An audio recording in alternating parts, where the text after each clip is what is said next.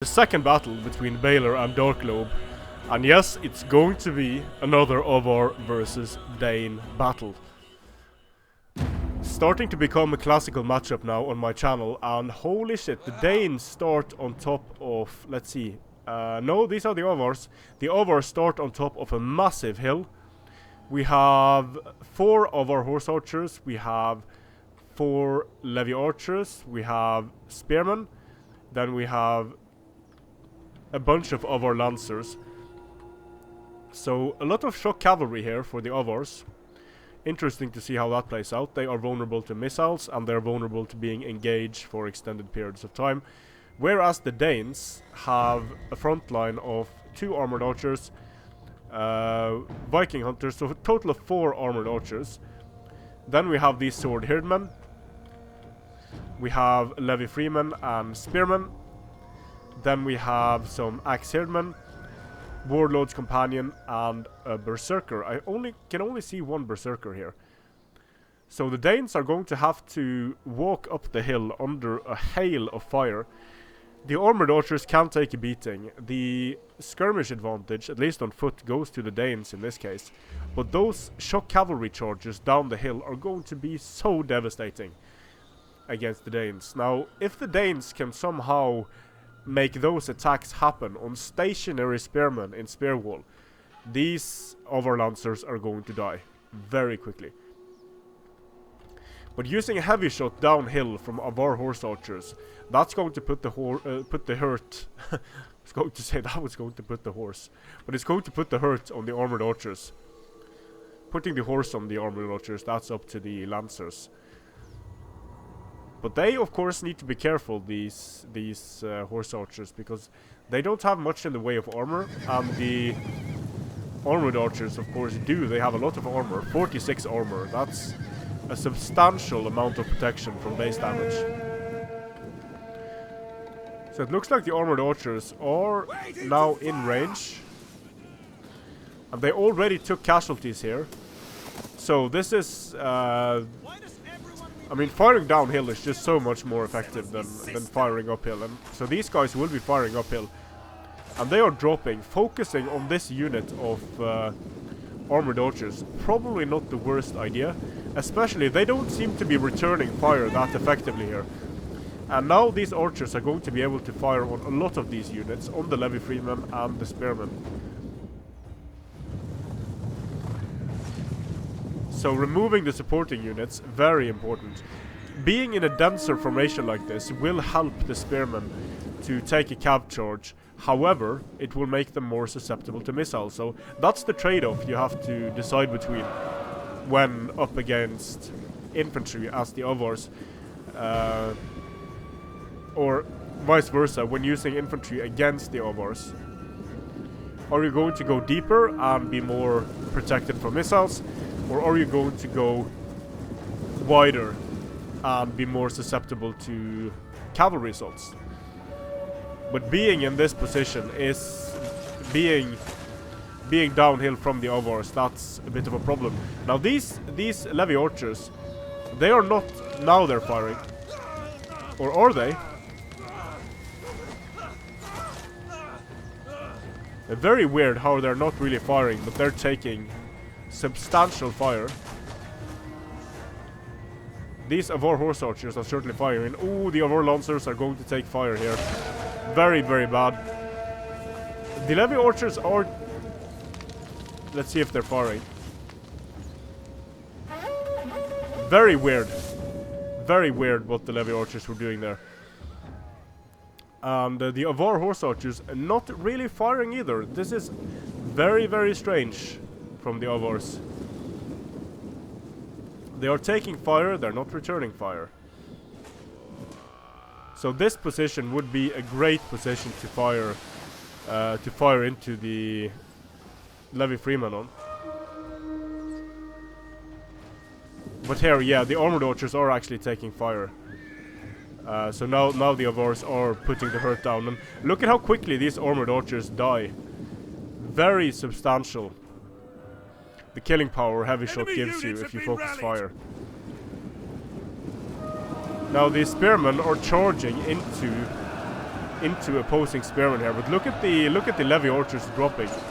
The sword herdmen charge in as well. So these spearmen are not going to do too well. This is a very bad engagement for the Avar lancers. Knocking down the archers, not connecting very well at all. I would be surprised if the Avar lancers did well in this engagement.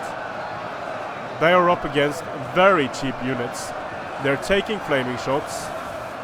This is not how you want to use your Avar lancers.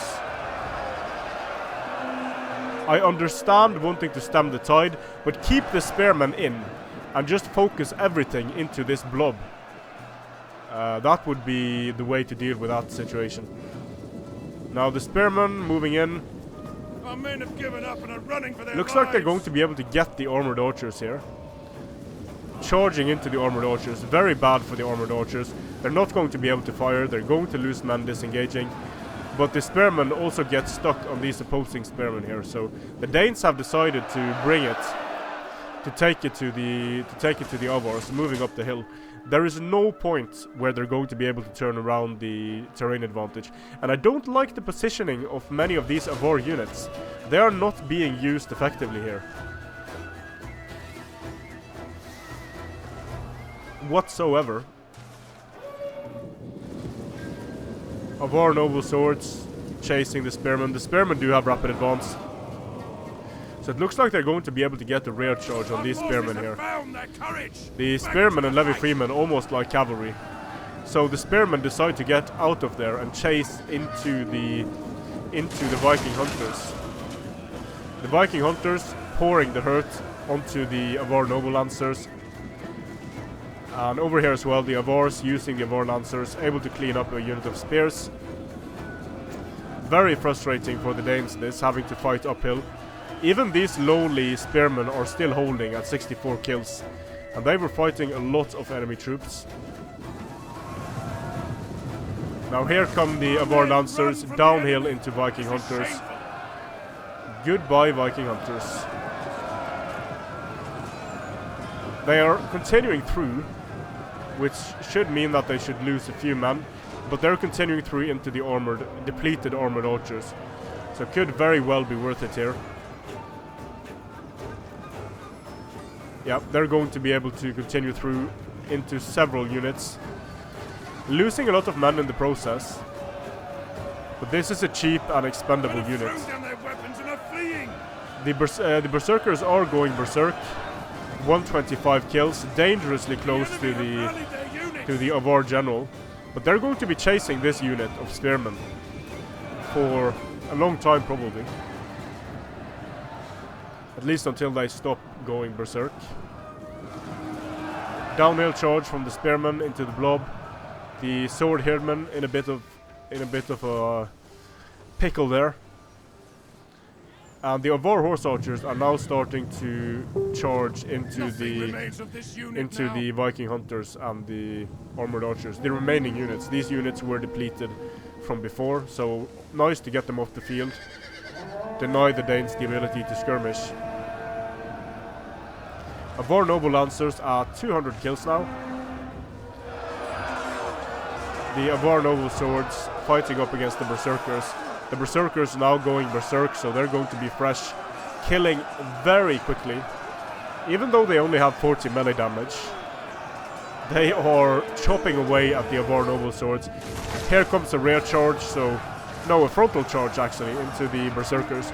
So let's see how much damage that does. The berserkers do have cavalry level health,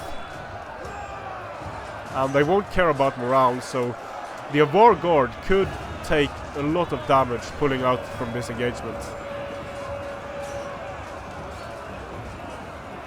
If they do decide to pull out. The berserkers are dropping.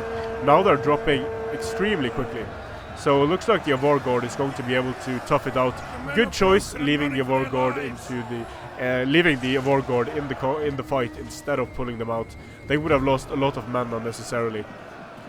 The berserkers are going to get killed to the last man.